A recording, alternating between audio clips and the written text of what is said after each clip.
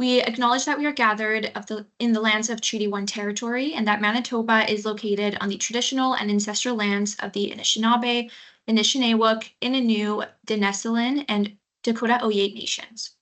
We also acknowledge that we're on the homelands of the Red River Métis and that the northern Manitoba includes lands that were and are the ancestral lands of the Inuit. The World Trade Center Winnipeg team respects the treaties that were made on these territories and acknowledges the harms and mistakes of the past and present throughout our nation. So thank you everybody for joining our webinar, Supply Chain Complexity Beyond 3PL Providers, which will be presented by Victor Leitao and Tim Brewer, co-owners and co-founders of CentreCan Supply Chain Solutions, Inc. Before we begin, just a few housekeeping items. Number one, if you have any questions, please send them directly to the chat box at the top of your screen, and they will try their best to answer as many. We also have a Q&A session at the end. Send any and I'll try to answer as much as possible as well. Number three, you will also receive a PDF copy and a recording of this presentation within the next week. So now it's time to start our webinar. I would like to introduce you to Victor and Tim. So Victor is a seasoned supply chain professional with over 15 years of expertise in supply chain management and international trade, having held strategic positions throughout his career. His extensive experience spans global operations, delivering significant cost reductions and operational enhancements. Victor holds two professional designations. So the first one is SCMP, Supply Chain Management Professional, and the CITP, which is Certified International Trade Professional. Tim is a highly experienced logistics and supply chain professional with over 2 decades of expertise in transportation, warehousing, and operations management. He specializes in optimizing supply chains, implementing industry-leading logistics strategies, and mentoring the next generation of supply chain leaders. And just a fun fact, in 2014, Tim was hired by the History Channel's Ice Road Truckers as a transportation consultant during the 8th season. So welcome, Victor and Tim. The floor is all yours. Thank you, and thanks for everybody for joining us today. Pleasure to be here. I believe this is our 3rd webinar with World Trade Center Winnipeg, so it's always a pleasure to be on these. So today we're going to be talking about supply chain. Today we're going to be talking about supply chain complexity beyond 3PL providers. So we'll get right into things. So let me just start with who we are at CentreCan. So we're a Manitoba-based supply chain innovation firm founded in 2024 with one clear purpose: to help businesses get their supply chain under control so they can grow without chaos. Now, CentreCan is customer-centric by design. So think of us as like a one-stop shop. Whether it's leadership, advisory, or hands-on problem solving, we bring the experience and structure that helps companies optimize operations, improve efficiency, and drive sustainable growth. Now, if you notice, you see a picture of an iceberg. I mean, it is intentional that we put that iceberg up. It's in supply chains, what you see on the surface, like trucks moving products on shelves, is just a fraction of what the real picture is. Below the surface, there's procurement, inventory management, warehousing, international compliance, vendor relationships, etc. And if that hidden part isn't managed well, the whole thing can sink the ship. So what we offer, we focus on 2 specific things. One is supply chain leadership, where we provide experienced leadership on a fractional or interim basis without the long-term overhead of a full-time executive. And we also provide supply chain advisory services. So we support businesses that want clarity. We help map out your supply chain, show what's working, and identify where you're bleeding time and money. So that's who we are at CentreCan and the role we play. Now, I'm going to turn things over to Victor Leitao. We're going to dig into what makes supply chains so complex today. Go ahead, Victor. Hey, thank you very much, Tim. I appreciate the introductions. So let's start. Yeah, so let's start with a recap, right? So, and that was one of our first webinars here at with the World Trade Center. So, what is third-party logistics? So, third-party logistics, or 3PLs, are what most people are familiar with, and when it comes to outsourcing supply chain services, right? So, so 3PL basically handles the day-to-day logistics functions like warehousing, transportation, and or the fulfillment, right? So basically like the operation side of things. So by outsourcing these activities, companies can free up, resources and focus on what they do best, right? So whether that's a product development, marketing, or customer service, and get the specialists in logistics and supply chain to do that for them. So 3PLs essentially become an extension of the business, providing flexibility and scalability without the need of having investment from in logistics infrastructure from the business, right? So it's basically because of that partnership that's been outsourced to a third-party logistics provider. But while 3PLs focus on execution, there's a bigger picture, to consider, right? So a supply chain gets more complex with multiple providers, carriers, warehouses, and systems. Companies often need more than just execution support. They need someone to step back, design, manage, and optimize the entire supply chain ecosystem. And that's where, so the fourth part of the logistics, the 4PLs come in, which bring us to the next slide. Okay, so when we talk about 4PLs, right, or fourth part logistics, we're really talking about moving beyond than just outsourcing your transportation, warehousing, and logistics services.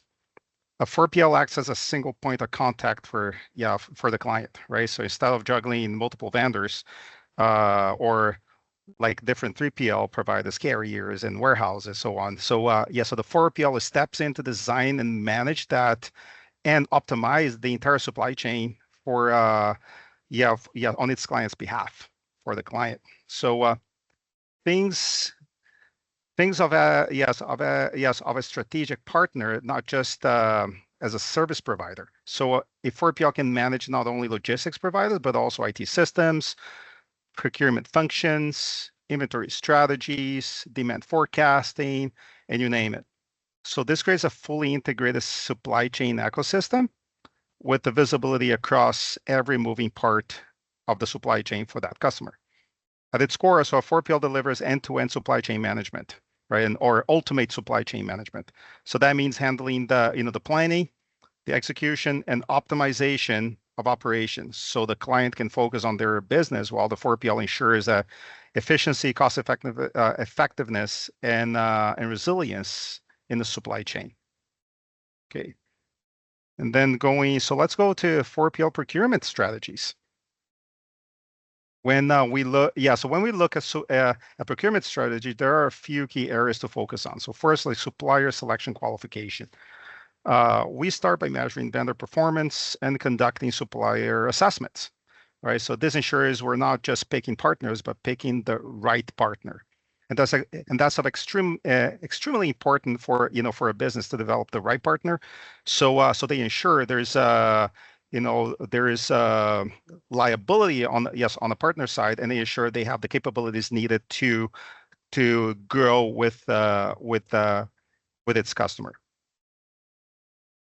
On the procurement strategy, that's where the strategy itself comes to play. So that means designing sourcing models that fit the business, whether that's traditional purchasing, vendor managed inventory, which is also called VMI, managed by the vendor, or just-in-time GIT strategies. The goal here is cost optimization, but also making sure supply chain stays resilient and up to speed with other sides of the business as well, such as operations, production, and sales and marketing. On the network or cost management side of things, that's a big part of this is managing the overall network, carriers, 3PLs, and vendors. By consolidating spend and leveraging economies of scale, organizations can secure better freight and manage rates. On supply risk and compliance, then of course there's a supply, there is that risk that comes with supply chain, right? With the risk of disruptions, the risk of of deliveries. That's all the moving parts that happen throughout the supply chain, and also with all the regulatory that comes from our governments. So we need to make sure all suppliers meet regulatory, customs, and sustainability requirements. This is also where demand forecasting and strategy helps reduce disruptions, right? So, and hand in hand to that, it comes technology integration, right? So, which ties it all together. Seamless integration with customer systems and supplier systems as well help automate processes, share information more effectively, and drive efficiency across the board. So we've just recently working on on a partnership where a demand like a robust and a comprehensive supply a demand forecast is implemented and would automate all the process for customers, which is an incredible piece of technology that's coming to play nowadays. Yeah, and enabled by AI. So diving on customs clearance, which can make or break a shipment, right? And it's exactly where a 4PL can bring value. Instead of just filing or filling documents, a 4PL engineers the process. So they centralize coordination, manage compliance, leverage tech tools, plan for risks, and optimize costs through a smart use of trade agreements and bonded warehousing. Also, core documentation and data points that customs officials care about. So things like bill of lading, BOLs, commercial invoices, certificates, and the USMCA certificate would be one of those. And most importantly, tariff codes and Incoterms. The role of a 4PL is to make sure all of these puzzle pieces come together before goods are even hit the border, so we avoid potential delay or of the load or a denial. So better visibility and lower landed costs. So back to you, Tim. Thanks for that, Victor. We're going to touch also on 4PL transportation management. So transportation is one of the most complex parts of the supply chain, and is also one of the most important as well. So companies often deal with many different carriers, from trucking firms to couriers, to coordinating all of them. They're trying to coordinate all of them, and it can be very complicated and costly. A 4PL will simplify that challenge by acting as a single point of contact. Now, instead of the business having to manage dozens of relationships, the 4PL will take that on. They'll take that responsibility on, negotiating with carriers, consolidating shipments, and ensuring everything runs smoothly. But the value goes further than that. A 4PL uses advanced tools to optimize routes and schedules, reducing wasted trips and lowering transit times. Now, this isn't just about saving money. It's about creating a system that's more efficient and reliable. Performance tracking adds another layer, giving businesses a clear view on how carriers are performing and where improvements can be made. Today, there is also a strong focus on sustainability. I'm sure we've all heard about sustainability in the last few years and the importance of it. So many 4PLs now measure carbon emissions, helping businesses choose greener routes for transportation modes, whether it's route enabling or route optimization or whatnot. This approach makes supply chains not only more efficient, but more responsible. So the big picture is clear with a 4PL. Transportation shifts from being a constant challenge to becoming a strategic advantage. They're smarter, greener, or it becomes smarter, greener, and more transparent. And of course, moving goods efficiently is only one part of the puzzle. Once products arrive, the warehouse becomes the next critical link to the puzzle. Now, that's where warehouse management systems, or WMS, come into play, ensuring that what's moving in and out of facilities is tracked, controlled, and managed seamlessly. Now, obviously, a warehouse management system, or WMS, is the backbone of an efficient warehouse operation. Now, think of it as the brain of the warehouse. It connects and monitors and coordinates all activities from receiving goods to shipping out. One of the biggest strengths is integration. So now, unlike before when we used to have AS400 and DOS-based systems or very legacy type systems, a modern WMS system will connect seamlessly with other business systems like an ERP, platform, transportation management systems, or even customer ordering systems. So this creates a real single flow of information across the supply chain, reducing the risk of errors, delays or miscommunication. And instead of teams working in silos, everyone sees the same data in real time. So it's not like it was in the past where departments would work in silos. You relied very heavily on constant communication between those departments. With a proper WMS system combined with an ERP system and a TMS, that assists in that communication. Everybody sees everything real time. So beyond just tracking inventory, a WMS, it enables additional services that add real value to customers. So order fulfillment, ensuring the right products are picked, packed, and shipped accurately on time. Kitting services, right? When we're talking e-commerce and whatnot, combining multiple items in ready-to-ship kits, which reduce handling steps for customers. Palletization, so you're organizing goods into efficient pallet loads, improving transport efficiency and removing damage risk. We have cycle counts as well, which is running ongoing inventory checks without stopping operations, which keeps accuracy high. You're not just running out to the warehouse and hoping that you don't run out of something, or you're asking your staff to constantly count down or be very archaic. You can actually perform cycle counts and keep those numbers accurate. Inventory management as well, maintaining real-time visibility of stock levels, helping avoid shortages or overstock. You're not just buying more to cover the gap. That just turns into a lot of assets that are jammed up, and a lot of money that would also be frozen in assets, and you can't use that to do continuous improvement in your business or to focus onto larger scale projects. So the result of this is simple: fewer errors, smoother operations, and a supply chain that runs more efficiently from end to end. With the right warehouse management system in place and fully integrated into other systems, business gained both control and confidence in their operations. And it kind of touches on, obviously, when we're looking at WMS systems and ERPs, TMS systems, you have to look at technology and data analytics.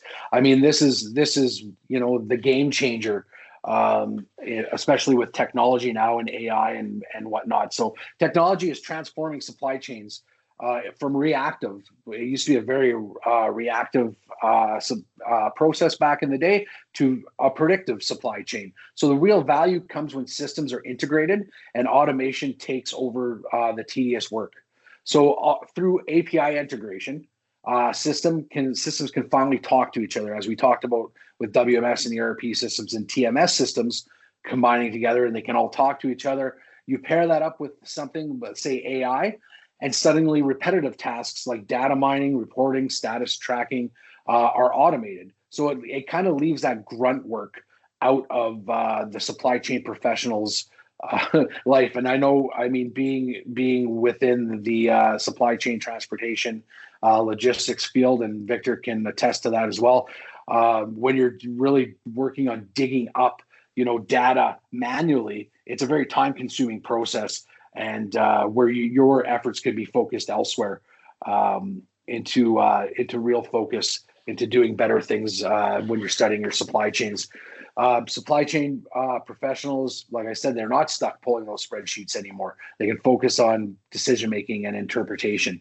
I have Amazon and Walmart on here. I always find Amazon and Walmart, they're almost the gold standard for supply chain. So Amazon, for example, they actually use predictive analytics, not just for forecast demand, but to anticipate where products should be shipped before customers even place an order. So that's AI and integration working hand in hand. And then Walmart, if you look at Walmart, they leverage AI as well. They've started to do that to improve demand forecasting by analyzing weather patterns, local events, and economic data. This just isn't about moving boxes faster. It's about getting to the right product to the right place before demand even peaks. That's the brilliance right now of course, Amazon and Walmart being front runners when it comes to supply chain. Best practices. So today we look more towards adopting advanced systems that integrate directly with customer operating systems, providing portal access for visibility, and again, leveraging AI to recommend trends based on historical and economic data. So imagine a system that doesn't just tell you what happened, but what's likely to happen next and what we can do about it. The key takeaway: is this: AI and automation don't replace supply chain professionals. I know that's what everybody is thinking nowadays, that IA is going to replace, or AI, IA is going to, or AI is going to replace jobs, supply chain professional jobs. They're actually, what it's doing is supercharging those supply chain professionals. The grunt work gets handled by technology, while the experts can focus on strategy, resilience, and customer impact. And then we look at 4PLs as a strategic advantage. So when companies actually adopt a 4PL model, they gain advantages that go well beyond cost savings. So first of all, you have strategic consulting. So a 4PL doesn't just move freight, they act as a strategic partner looking at the bigger picture of your supply chain. So they help redesign networks, optimize sourcing strategies, and align logistics to business goals. So secondly, mature technology. A 4PL brings advanced systems, or they'll source advanced systems that will integrate across your entire supply chain. So that means, again, real-time data, visibility across multiple providers, and automation that reduces manual errors and speeds up the decision-making. Third, cost efficiency. I mean, that's a big one for everybody. Now, because 4PLs consolidate spend and manage a network of carriers and 3PLs, they can actually leverage the economies of scale. I know we spoke about that briefly. We touched on that briefly earlier on. When you leverage economies of scale, it translates into reduced freight rates, lower administrative costs, and more predictable budgets. You're not worried about the peaks and valleys of your budgets. You kind of have more of a static form when you're looking at budgeting. Fourth, we're looking at simple scalability. Now, as your businesses grow, so do their logistics challenges. Now, as a 4PL makes it easy to expand into new markets. They manage international operations or onboard new suppliers without building new infrastructures from scratch. And finally, risk minimization and diversification. Now, with global supply chains facing disruptions from what we're experiencing right now with with tariffs and trade challenges, there's weather events, labor shortages, again, geopolitical issues. Resilience is critical. That is your secret weapon, is resilience. Now, 4PL will help build redundancy into your network. It spreads risk across multiple carriers and ensures continuity, even when unexpected disruptions occur. So the key takeaway I would say for this is a 4PL just isn't a service provider, it's a growth partner.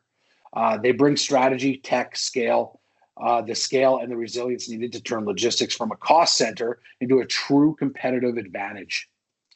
Just an example of, a great example of why mapping a supply chain matters. Now, I'm not sure how many people on the call have actually mapped their supply chain before. That just gives you a really high level view of where your bottlenecks or where your risks can lie. So, I mean, if you look at this one, and if why does supply chain matter, and why many companies actually miss the full picture because they failed to do supply chain mapping. On the left, you got raw materials feeding into different suppliers and manufacturers.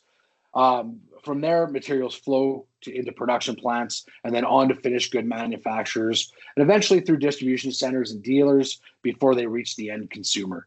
Now, here's the problem. Now, most businesses only pay close attention to the parts they directly control. Maybe it's just their warehouse, maybe it's their distributors or the retail partners, but the real risks and costs often sit further upstream or downstream in areas they don't actively monitor. Now, if one raw material source is disrupted or a distribution center is overloaded, the entire network can grind to a halt. Supply chain mapping is about connecting demand flow and product flow from end to end. So it really shows how every stage is linked, helps uncover the blind spots. When companies see the whole system instead of just one piece, they can really look to anticipate their risks better. They can identify cost-saving opportunities and really build real resistance into their operations. So again, kind of just to recap the difference between 3PL and 4PL. So third-party logistics and fourth-party logistics. A 3PL or third-party logistics provider is all about execution. They handle the specific logistics functions like transportation, warehousing, and order fulfillment. Essentially, they act as an extension of your operations. They're focusing on physical movement and storage of goods. A 4PL or a fourth party logistics provider takes it a step further. They don't just manage trucks and warehouses, they manage the entire supply chain on your behalf. A 4PL becomes a strategic partner. They oversee multiple 3PLs, carriers, technology platforms, and really focus on visibility, integration, and optimization across the whole network, just not just individual functions. So you can think of it this way: a 3PL is more like the hands that move and store your product, and a 4PL is the brain that designs, coordinates, and continuously improves the entire system. So the takeaway for this is that businesses with straightforward logistics often do well with a 3PL, but when operations start becoming more complex, so when you're looking at global and data-driven, that's when a 4PL can kick in, provide the strategic oversight and orchestration needed to keep everything running efficiently. Next slide.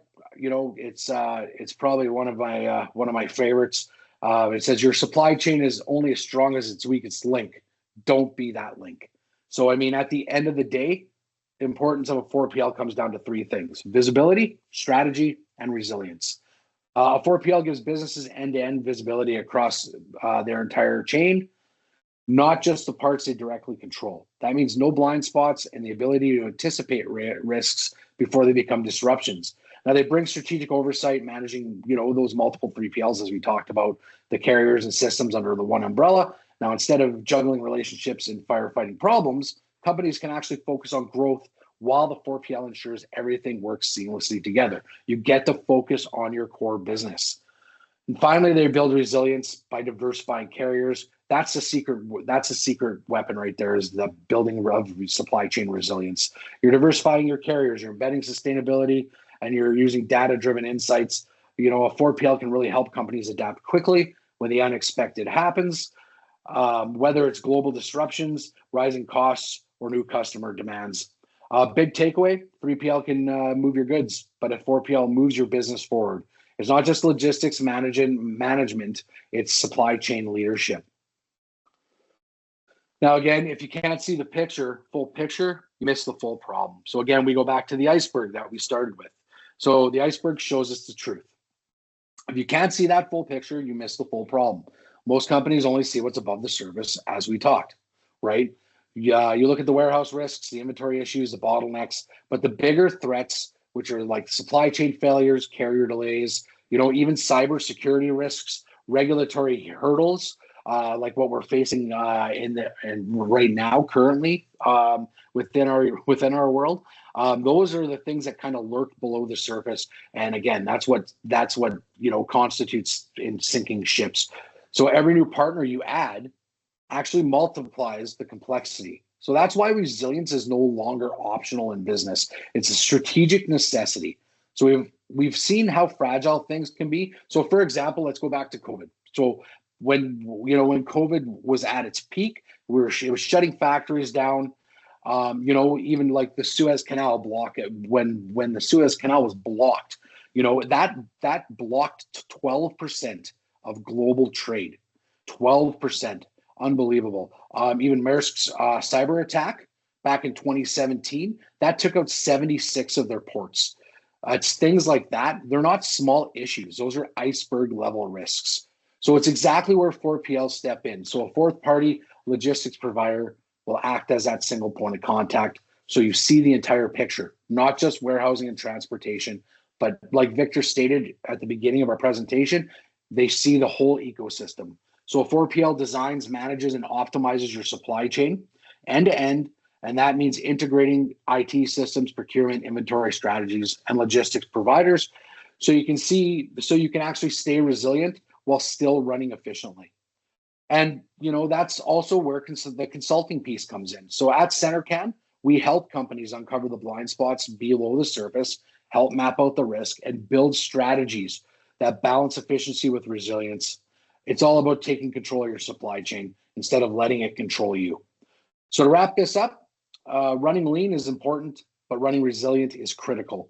4PLs and supply chain consulting give you the visibility, strategy, and control to see the full picture and to avoid being blindsided by the full problem.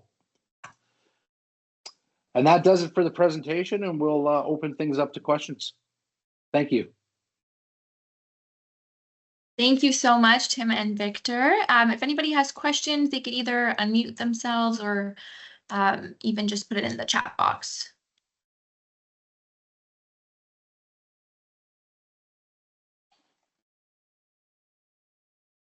If there's no questions, I'm gonna. I think there might be one question. No, that's Yes. okay. Yes. Thank you very much for the presentation. It's quite interesting, and it actually opens up so many issues to discuss. But one of my straightforward question is, how do you deal with multiple demands from different companies, given the amount of strategic work that you do, and how do you manage those risk of meeting your target and your performance if you were to have many demand from different countries for 4PL services? Thank you.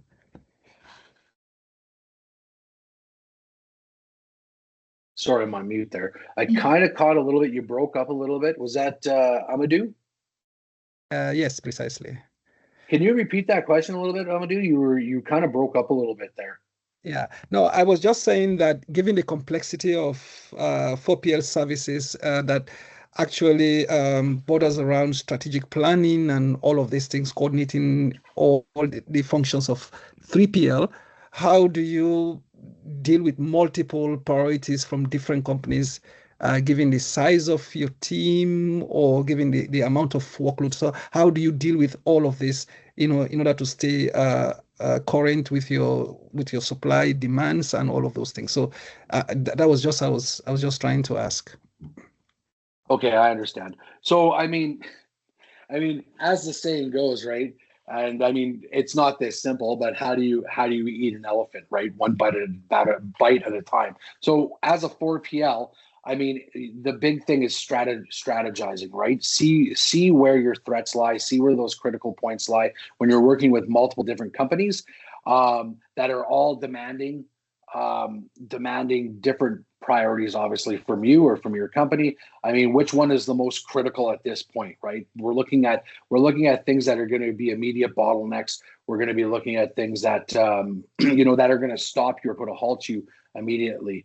And then, we go through that process, and a big thing is when you're looking at that as well, that's the importance of supply chain mapping. We'll go back to supply chain mapping again, because when you're actually looking and you're analyzing your supply chain map, you can kind of predict where your risks and where your bottlenecks are going to be. So you can kind of hash out those critical points a little more and be a little more prepared when there is extra demands on your business. Does that make sense?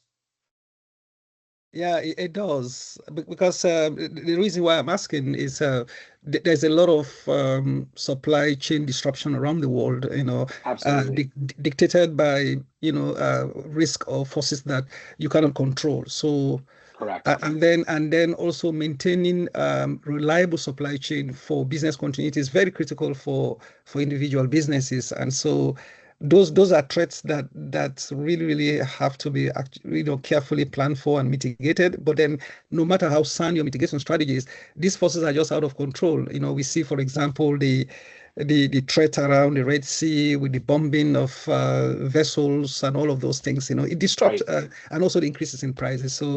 So how do we actually manage those threats and at the same time stay current and ensure that the supply chain is reliable and dependable? That's just my concerns.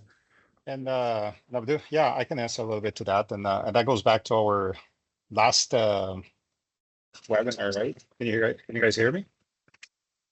Okay. Yes. Okay, yes, I can hear you. So related to like supply chain resiliency, right? So if you develop that supply chain resilience and it develop like those 6 steps, remember the 6 or 7 steps, what are 6 steps of supply chain resiliency, like in which you develop like alternative suppliers, you build up inventory to tailor to to potential disruptions that might happen, right? And looking at the market for especially leverage technology nowadays to to predict certain uncertainties that's happening in the world, right? So if you see that something that's coming up like from a specific location in the world, that what is potential risks of labor unrest or political turmoil and so on. So that can be considered on the analysis as well. So and that's the beauty of the technology integration that exists nowadays, and for PLs to be like for PLs or businesses that is really that has that in-depth integration supply chain could help those companies and be more resilient, right? Does that help you? Yeah, and thanks so much for your effort. No problem.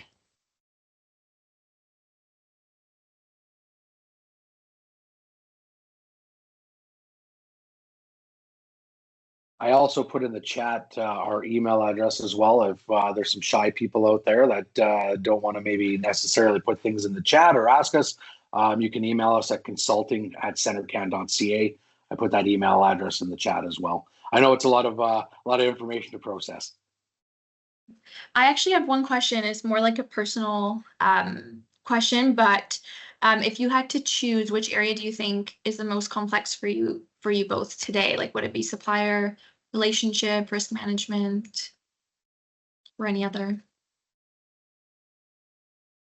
I think right now, we might have two different answers depending on what it is. But I mean, if you look at even in the manufacturing world, supplier engagement right now can be difficult depending on what you're manufacturing, right? Like, we've had instances, in my former life when I was a senior director of operations for a manufacturing company, we were sourcing out. There was just certain products that you could not source in North America, right? You had to source overseas, or whether it was China or Japan or whatever the case may be. And some of those things had 60 to 90-day lead times. But when things happen or things occur, like what we're facing now, right, that can add that another layer of complexity to things, right? Like maybe we can't access those again. So again, like we go back to, again, with the supply chain mapping, we go back to how do you build, and again, it's things that are beyond your control, right? So you want to make sure that you're I think the practice is, and I know we've said this multiple times in the webinar, is supply chain resilience. Do you have alternate partners that can assist you with that? And we with an alternate supplier, or even an alternate mode of transportation, CN and CP. It seems that sometimes they go on strike at the same time, or they're going on, or there's derailments, or there's whatever the case may be, right? So how do you and then everything is backed up 6 weeks, 8 weeks, whatever the case may be. So if you're mapping out your supply chain, you're measuring out the risks, you're looking at those complexities,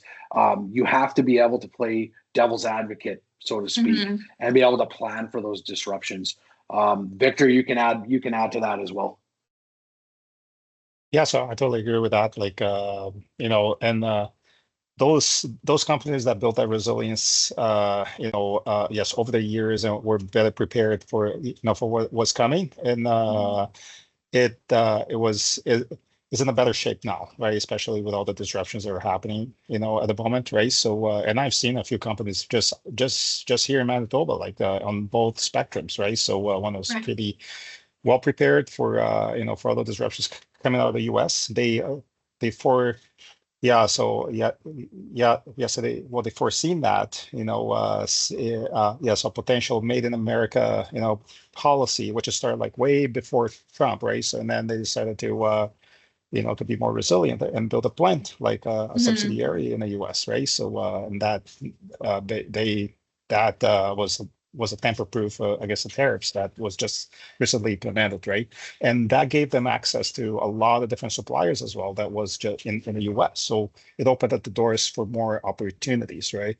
Yeah. So and I've seen other cases too, like people, companies very reliant and dependent on once, like single source, right? Without, spreading their, their alternatives. And then all of a sudden they end up being on this turmoil, right? So, so building resilience and looking, like mapping your supply chain first, right? To want to be able to build that resilience and so develop relationships and use technology to leverage all that together in one spot, so you can make decisions a little bit, not a little bit, much faster.